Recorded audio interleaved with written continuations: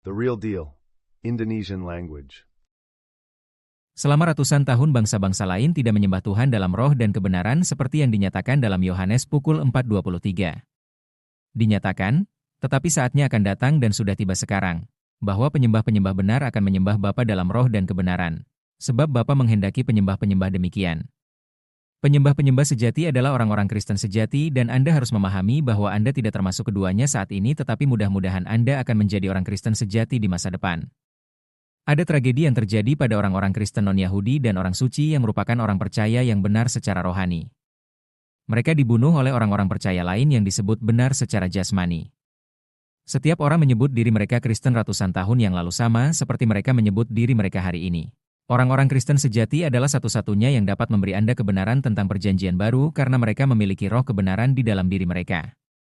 Tuhan memiliki perintah, Tuhan kepada Yesus, dan Yesus kepada para murid.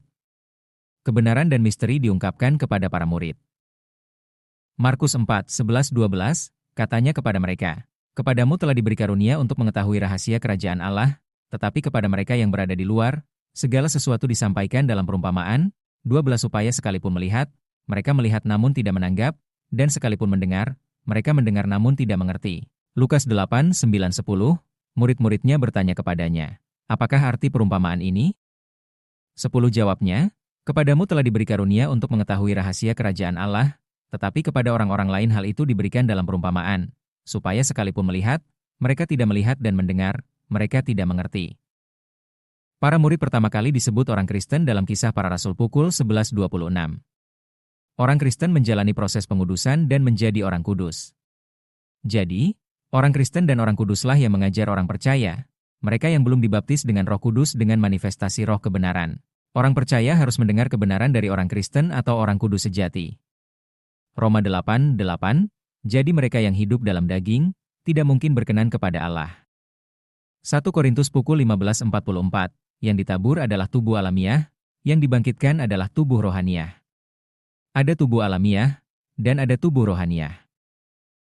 Efesus pukul 1:13, di dalam Dia kamu juga percaya, setelah kamu mendengar firman kebenaran, yaitu Injil keselamatanmu, dan di dalam Dia kamu juga, ketika kamu percaya, dimeteraikan dengan Roh Kudus yang dijanjikannya. Anda harus memiliki roh kebenaran untuk mengajarkan kebenaran. Hanya orang Kristen dan orang suci sejati yang memiliki roh kebenaran di dalam diri mereka. Yohanes pukul 16:13, tetapi apabila Ia datang, yaitu roh kebenaran, Ia akan memimpin kamu ke dalam seluruh kebenaran. Sebab Ia tidak akan berkata-kata dari dirinya sendiri, tetapi segala sesuatu yang didengarnya itulah yang akan dikatakannya dan Ia akan memberitakan kepadamu hal-hal yang akan datang. Allah akan melindungi mereka yang membunuh orang Kristen dan orang suci sejati. Fokus saya adalah mempersiapkan Anda untuk menjadi orang suci. Dan sebelum Anda dapat menjadi orang suci, Anda harus terlebih dahulu menjadi orang Kristen sejati. Orang Kristen sejati dipenuhi dengan Roh Kudus dan berbicara dengan bahasa-bahasa asing, seperti yang dinyatakan dalam Kisah Para Rasul 2:4. Sungguh ironis bahwa mereka yang terlibat dalam pembunuhan orang Kristen sejati menyebut diri mereka orang Kristen. Tidak ada satupun orang Kristen sejati sejak pembunuhan semua orang Kristen sejati ratusan tahun yang lalu. Hanya karena Anda menyebut diri Anda seorang Kristen, bukan berarti Anda seorang Kristen. Anda harus memenuhi definisi Tuhan dalam Perjanjian Baru. Memahami tragedi yang terjadi pada orang-orang percaya non-Yahudi hanyalah menggunakan akal sehat. Orang-orang percaya yang saleh secara fisik ingin mengendalikan orang-orang percaya yang saleh secara rohani dengan uang, kekuasaan, dan kendali. Satu-satunya cara mereka dapat mengendalikan orang-orang percaya tersebut adalah dengan membunuh mereka. Mereka lebih baik mati daripada mengubah kebenaran dalam firman Tuhan karena mereka memiliki roh kebenaran di dalam diri mereka. Yohanes pukul 14:17, roh kebenaran, yang tidak dapat diterima oleh dunia, sebab dunia tidak melihat Dia dan tidak mengenal Dia. Tetapi kamu mengenal Dia, sebab Ia menyertai kamu dan akan diam di dalam kamu. Apa yang terjadi selanjutnya yang memengaruhi orang-orang percaya tersebut? Denominasi. Siapapun dapat memulai denominasi berdasarkan pendapat mereka sendiri. Itulah sebabnya banyak orang menyebut agama sebagai pendapat. Agama mungkin didasarkan pada sedikit kebenaran atau tidak memiliki kebenaran sama sekali. Pertanyaan, bagaimana Anda mengharapkan denominasi manapun, setelah ratusan tahun, untuk mengetahui kebenaran sekarang ketika mereka memulai tanpa kebenaran? Hanya karena suatu denominasi telah ada, mengajarkan narasi palsunya hingga menjadi tradisi, tidak menjadikannya benar. Tidak ada satupun denominasi yang tahu bahwa Matius 28, 19-20 adalah definisi orang Kristen?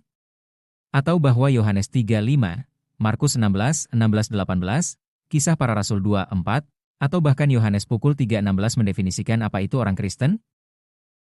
Setiap ayat ini berbicara tentang Roh Kristus, Roh Allah, dan Roh kebenaran. Secerdas apapun manusia, ia tidak mampu memahami kebenaran rohani dalam firman Allah. 1 Korintus pukul 2:14, tetapi manusia duniawi tidak menerima apa yang berasal dari Roh Allah, karena hal itu baginya adalah suatu kebodohan, dan ia tidak dapat memahaminya, sebab hal itu hanya dapat dinilai secara rohani. Seorang pendeta atau pemimpin yang berdiri di depan jemaat, menyebut dirinya seorang Kristen dan jemaatnya sebagai orang Kristen, tidak mengetahui perjanjian baru dan tidak tahu apa itu kerajaan Allah. Mengapa Anda tidak membandingkan diri Anda dengan para murid yang disebut orang Kristen setelah mereka dibaptis dengan Roh Kudus? Kisah Para Rasul pukul 11:26. Mereka diajari kebenaran oleh Yesus, mereka menerima Roh Kristus. Yohanes pukul 20:22, mereka menerima Roh Allah dan Roh kebenaran ketika mereka dibaptis dengan Roh Kudus. Kisah Para Rasul 2:4, dan Anda harus berbicara dalam bahasa roh. Markus pukul 16:17. Kisah Para Rasul 2:4 menyatakan, maka penuhlah mereka dengan Roh Kudus, lalu mereka mulai berbicara dalam bahasa-bahasa lain, seperti yang diberikan oleh Roh itu kepada mereka untuk mengatakannya. Anda membutuhkan Roh Kristus, Roh Allah, dan Roh kebenaran untuk dipenuhi dengan Roh Kudus. Anda yang berbicara dengan bahasa roh sekarang perlu diajarkan kebenaran sebelum Anda dapat menerima Roh kebenaran. Seorang percaya, yang mengira bahwa dirinya adalah seorang Kristen, mengatakan bahwa dirinya lahir dalam denominasi ini dan bahwa dirinya akan mati dalam denominasi ini. Hanya karena denominasi ini telah ada selama ratusan tahun, maka hal itu telah menjadi tradisi dengan narasi-narasinya yang salah. Orang percaya harus memahami bahwa setelah Anda meninggal secara fisik, Anda terus hidup secara rohani. Yohanes pukul 5:29, dan keluarlah, mereka yang telah berbuat baik, untuk bangkit dalam hidup, tetapi mereka yang telah berbuat jahat, untuk bangkit dalam penghukuman. Tujuan gereja adalah untuk membuat orang percaya menjadi orang Kristen dan orang suci. Gereja tidak didirikan untuk memuaskan atau membuat para pemimpin gereja menjadi kaya. Bangunlah, dengarkan dan terimalah dalam hati Anda kebenaran dalam firman Tuhan.